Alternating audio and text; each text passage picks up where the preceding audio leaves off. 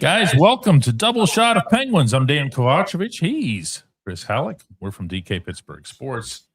And we, like the athletes, are on an Olympic break. Yeah. And what that means for us is that we're going to give you just a little bit of our time today while we're actually watching Sweden versus Italy. Literally have it on my computer right now. Already have our first eye-catching result of the tournament. Slovakia upsetting Finland. And decisively so, 4-1. The Finns got goalied by a guy I've never heard of. I haven't heard of him either. Which that's part of the beauty of this tournament, by the way. He stopped 39 of 40 shots. Who was he again? I went to the Italy-Sweden box score. Let me pull up. Here comes your Slovakia versus Finland. You can say it. You can pronounce it. I can pronounce it. I don't know it. I gotta find it. Yeah, let's find that. Statistics. But yeah, Juraj Slafkovsky from the Canadiens, obviously a really, really big talent. There you go. Was the one. Samuel Hlavai was the goaltender. I still don't know who that is. I just said his name. Now, he might be a national over there. He might be somebody who was just feeling it. One way or another, the Slovaks got themselves a pretty nice. That country in general has taken so many steps backward in the caliber of its hockey over the past probably decade and a half that it's nice to see them have a moment like that. I don't know if it's going to take them very far. They do, obviously, when you produce a Slafkovsky, you still have a program, but yeah, the Finns are probably kicking themselves regardless of the number of shots on goal they generated. I mean, listen, I had a lot of hope. I mean, I think that the top three in this tournament is pretty clear. And you can put it whatever order you want between Canada, the United States, and Sweden. But I had Finland as a 4, a pretty easy 4. I mean, they are a phenomenal. They have a lot of talent, not just up front, but also on defense. But 4-1, that's. Yeah, you know what? There's always one team though out of the big boys in these tournaments that kind of wets the bed. There's always one. I figured it would be the United States. That's still a possibility. Maybe it's Finland. Maybe there's another team that there's similarly that surprises. That tends to be the case as well. I think Germany is one of those that rises up a little bit, and not just because of Leon Draisaitl. They've got some players there. They've got themselves a significant coach. We'll see how it is that goes here. Hlavai, according to our chat here, plays for the Wild's AHL affiliate, which I believe is in Iowa. The Iowa Wild. Boy, is that a mouthful. I feel like I'm like, oh, wow. Like I'm doing like some sort of like mouth exercise before you like do a play in theater or get on to do a show like this. There's a lot of goaltending in the Minnesota organization, to say the least. Now, when you're seeing this guy come in and play the way that he did, as I look at this tournament and where it's headed, the thing that I'm thinking about first and foremost, and bearing in mind that the thing just got started today. Is my microphone all right? Yeah, everything's working now. What happened? Did I digitize again? No, I don't think so. I get all confused because there's some stuff in our live chat about it, and I was thinking I was a robot again like I was the other day. Or a chipmunk like you were yesterday at some point. Was that chipmunk or was that like being an infant child? No, it was chipmunk. It was chipmunk. Was? Okay. We're going to talk about that other guy from Pittsburgh who's over there of some prominence. Third liner, Sidney Crosby, the Canada group. Do you remember in Four Nations? I don't remember who Canada was playing right at the outset, but they had a wonderful game, and Sid was just fantastic, best player on the ice, and it was almost like Sid was telling everybody, "Hey, I'm still here." I wonder about that type of dynamic for Sid in this tournament, where I could see Sid showing up. Oh, Sweden. It was Sweden, yeah.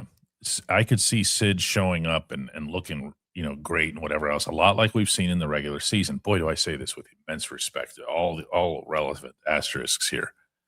But then as Four Nations went along, it became, you could tell, a little bit tougher for him. Now, maybe he was banged up. Maybe something happened. Well, wasn't he banged up going into it? He was held out right of the Penguins' last 2 games. So, so he found some adrenaline early on. And then all I'm saying is I wonder if you're not going to see the best of Sid earlier in the tournament than later. Think about the way the Penguin season has gone. Yeah. Okay, you've seen after a little bit of a break that both Sid and Gino come out, and then it just kind of fades a little bit, and it just did that now for the Penguins in this last little stretch of theirs. So Sid came out, they all did post Christmas, and they're flying around and everything else here. I just think it's worth watching, including from a Pittsburgh perspective. Well, yes, when you look at what he's done in the past, when you look at like, for example, when you bring up Four Nations, when you look at that stuff, you might think, okay, he's going to find some sort of, the flight over to Italy and being, getting to wear the Canadian, the Canada hockey gear and now you're truly representing your country. Maybe that gets him going a little bit. At the same time, I almost kind of wonder if, and I'm not saying he will do this because we know Sid will always play at full go, like gas pedal all the way to the floor. But if he kind of somehow finds a way, or maybe if his teammates or coaches find a way to kind of ease him in, like you said, he's on the third line. They're not needing him to be the Sidney Crosby that scored the golden goal in 2010. They've got Connor McDavid. They've got Nathan McKinnon. They centering people. They've got some guys. They don't need Crosby to be the Crosby. They need Sid to win. Yeah, and so that way, if he kind of paces himself almost a bit through the round robin portion of this, and then they get into the actual medal stage. That's whenever Crosby will turn it on, because big stage, we know what Sid's capable of. So Canada's lines changed a little bit with their most recent practice, and Sid's still on a third line, and Sid's still between Mitch Marner and Mark Stone. I'm not sure what that sound was, but that was the sound of me reading off Sid's new wingers. But the first line remained intact. Second one has Nathan McKinnon between Brandon Hagel and Sam Reinhart. I always thought Reinhart was going to slide up. I think he just had to show he was all right. Yeah, of course.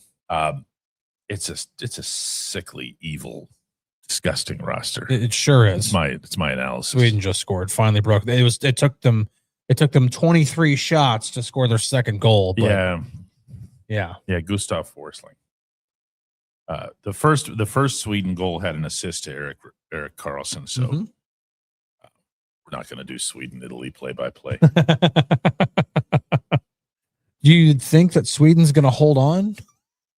When I think of Sid's intensity and passion and everything that he does in life and competitively and everything else, up to and including pointing to the carpet in Buffalo as I was about to step on the team logo and smiling at me and saying, "Are you sure that's 250? Are you sure that's 250?"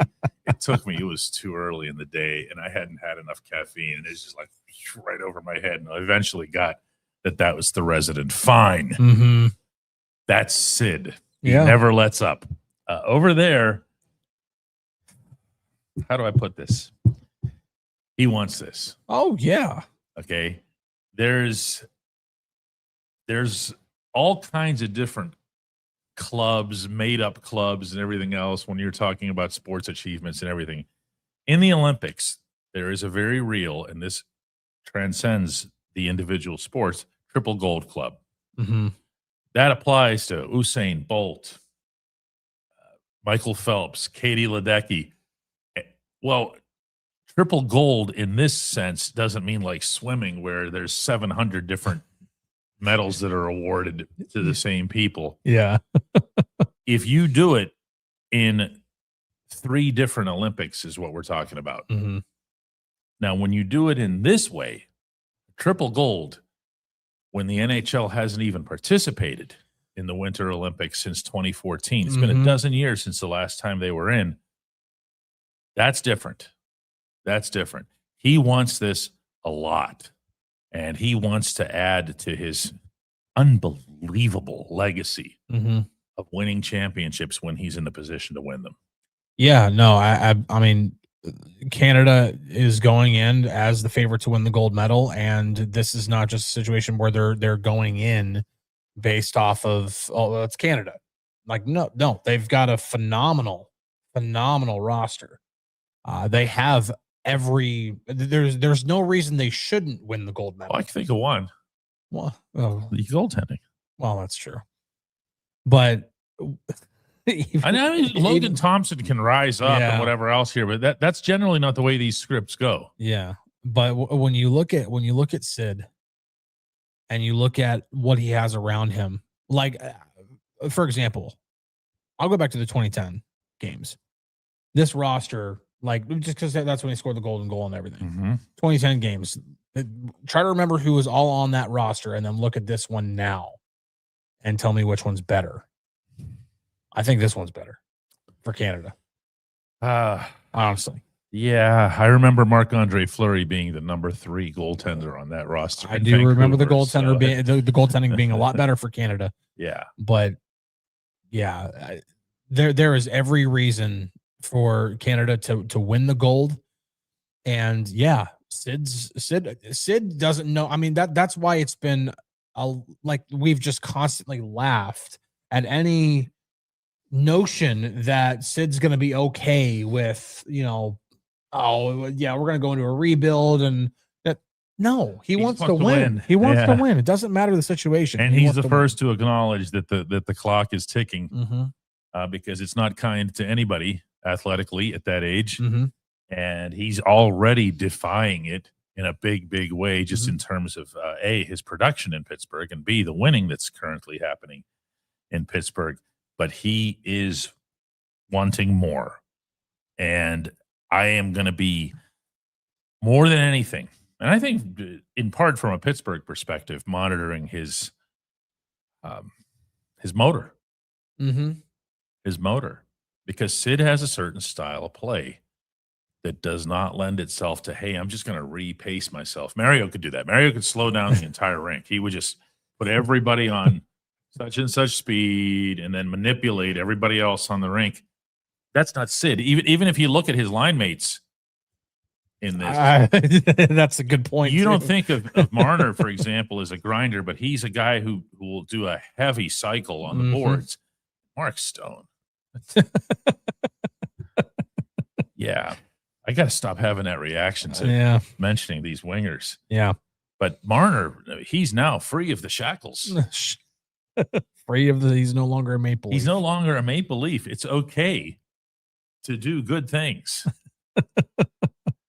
Speaking of good things, over at the Moe's Southwest Grill, just around the bend from us in Market Square, they're offering a value meal for $9.95. Now, what gets included in this value meal, Mr. Halleck? A burrito about the size of my head, which they comically refer to as a junior burrito. Maybe not my head, maybe my son's head. Either way, it's 10 inches of pure flavor of not Chris's son's head. 2 ounces of Moe's famous queso.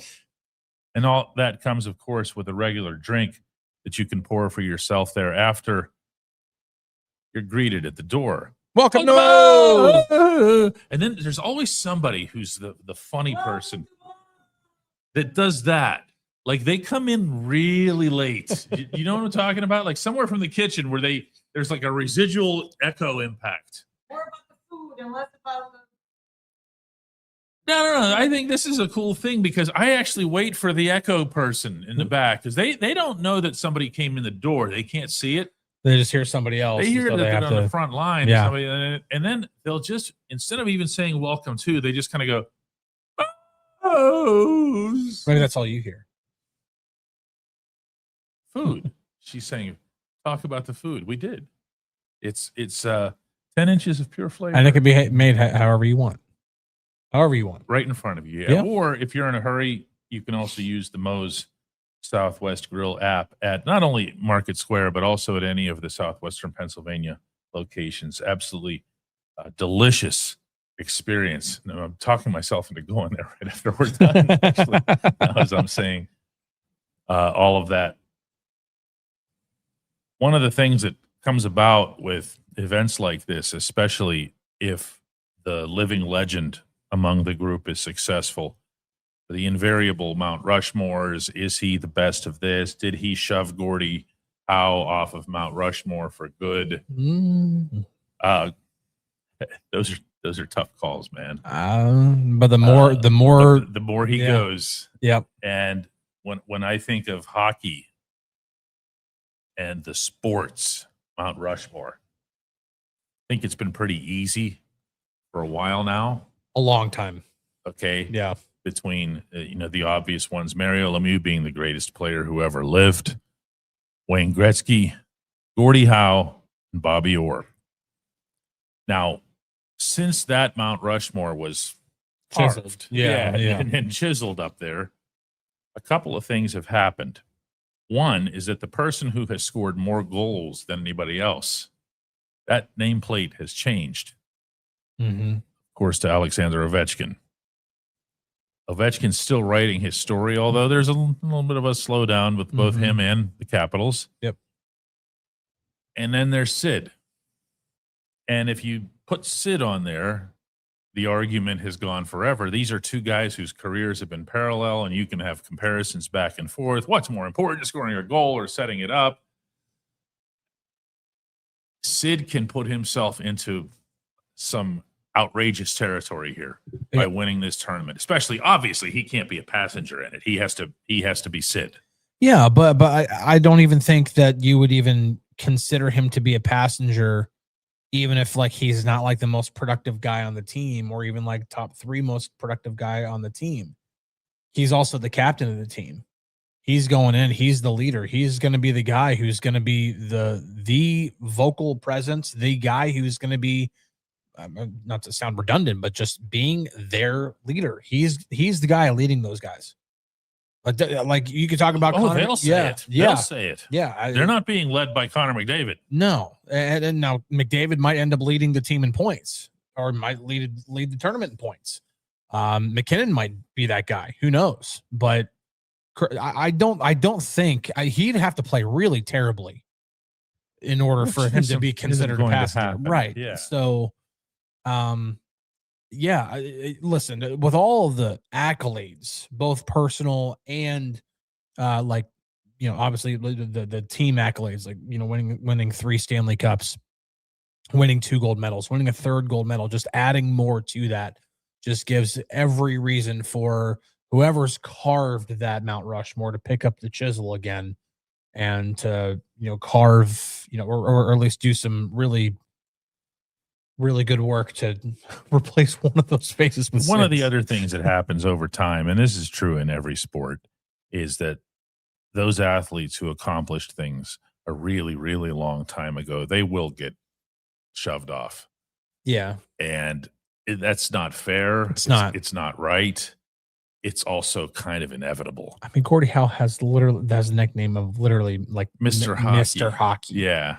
And I could actually go back further and get into Maurice Richard, who was the NHL's first truly great goal scorer. Mm-hmm. Now, I could also get into some criticism of him that he was one of the most one-dimensional offensive players in history. Like, dude, he was Cy Young. Okay. It's like 25-5. Yeah. Okay. This, at the same time, it was a different game. It was a very different game with different equipment, different speed, different size, different sticks. Which, by the way, if you haven't been to the Hockey Hall of Fame, you need look to at the sticks. You need to go look at the equipment. Yeah. I remember looking at some of the mock locker room that they have, the Canadians locker room that they have in there, and seeing the skates that they have hanging up. I just try to imagine myself for just a second. Like, I don't know if I could put those on and legitimately skate. I don't think I could. Remember when Mario came back from his retirement, in that span, hockey as a sport went to the composites, Mhm. to the sticks. Mario was like, "Nah, I'm good. I'm going to stick with the wood." And he goes out there and he's using the wooden stick. He's the only one out there doing it. He looks like the old man just carrying the thing around. So one day, this is right around very, very early in that comeback, Mhm. he takes somebody else's composite and goes out there and tries to shoot. He's, whoa, get me one of these. Yeah. Man. Yeah. That's just part of the natural advancement in Mhm. sports. It's constantly changing. You're going to boot those guys off. You're going to eventually get to the point in baseball where you boot Babe Ruth off. You know, you've already seen it in football. You know, we were just having a debate not that long ago, best quarterbacks of all time. And I bring up Johnny Unitas, and it's like, wow, Johnny Unitas? No, come on, man. Yeah. This guy was the greatest of the early NFL quarterbacks. That has to count for something. That don't weigh him against somebody throwing a superior aerodynamic football inside domes in a 17-game schedule, with the rules having changed dramatically to favor the passing game. Vegas here in our live chat says that Shohei Ohtani is better than the Babe. He is not. He is not, because the way you do this is you go within the era. Yeah. Yeah. Ruth was hitting like 60 home runs in seasons where the next highest guy had 10. Yeah. You can't, Mhm. And the other factor in that is that not everybody was trying to hit home runs. Right. It wasn't part of the game. It was not part of the game. It's so hard to compare eras. And again, like you could take Gordie Howe and put him into today's game, and you'd be like, well, he wouldn't compare with the other guys. You But like time travel? Yeah. Oh, it's just not that simple. no, you would take Nola Chari over him, yeah. like over a peak Gordie Howe. If you Yeah. just transported him and dropped him in Mhm. from like out of the DeLorean with his existing skates and his existing equipment and everything else, Mhm. no helmet, Yeah. none of that. Yeah. Yeah. Preferably in the Whalers, the New England Whalers with the harpoon logo. Yeah. Before we leave, because the next time we talk, it's going to be 10 minutes before the puck drops between US and Latvia. Do you have any final thoughts? I do. I hope it goes to a shootout. There you go. There's your US versus Latvia preview. Special game. nod to Artur Shilovs, though, because they had the Latvians had an exhibition game, and in that exhibition game, they had a mock shootout at the end just to try to give everybody a chance. Shilov stopped every attempt. Maybe God help whoever that team was that they were facing. Can you imagine not scoring on Shilovs in a shootout? Who did they play again? Latvia? Yeah, in that scrimmage you're talking about. I don't know, but it was one of the it wasn't some like local club team. Yeah, something. right. Yeah, it wasn't like they had Jamaica come over and bring their best hockey players. You know, Jamaican men's hockey, everybody. I mean, if they can do bobsled, they can. I just watched Cool Runnings again a couple nights ago. Did you? It's still one of my favorite movies. Still love it. Yeah, exactly. And the Latvians are well dressed. Mm-hmm. The Latvians look good. Latvian goaltending coach, incidentally, Arturs Irbe, who gave himself, even though this is really against the rules, one of the best nicknames ever for a goaltender, like Wall. He described this when he was with the Sharks and had his great time in the NHL. So, all right, guys, we're heading over to do football over on our football channel. Not coincidentally, that's DK Pittsburgh Sports Steelers. We'll see you guys over there in a couple of minutes. Thanks for watching this.